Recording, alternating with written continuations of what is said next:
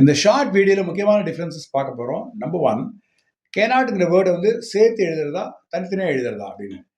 முடியாதுங்கிற கான்டெக்ட் வரும்போது சேர்த்து தான் எழுதணும். For example, I cannot do this work, he cannot run now, அந்த மாதிரி வரும். முடியாது, சேர்த்து தான் எழுதணும்.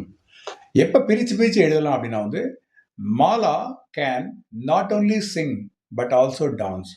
இப்போ வந்து கேன் நாட் பிரித்து தான் எழுதணும். அது மாதிரி ரெண்டாவது டிஃப்ரென்ஸ் வந்து பிசைட்னா என்ன, பிசைட்ஸ்னா என்ன அப்படின்னா வந்து, பிசைட்னா வந்து பை த சைட் ஆஃப், அருகில். For example, he is standing beside me. பிசைட்ஸ்னா வந்து அண்ட் அல்லது மேலும். For example, besides the teachers the parents also attended the meeting. பேரண்ட்ஸும் வந்தாங்க, டீச்சர்ஸும் வந்தாங்க, மேலும். ஸோ பிசைட் வேற, பிசைட்ஸ் வேற. If you like this video, please comment, share and subscribe. This is English for Elegant channel. Thank you.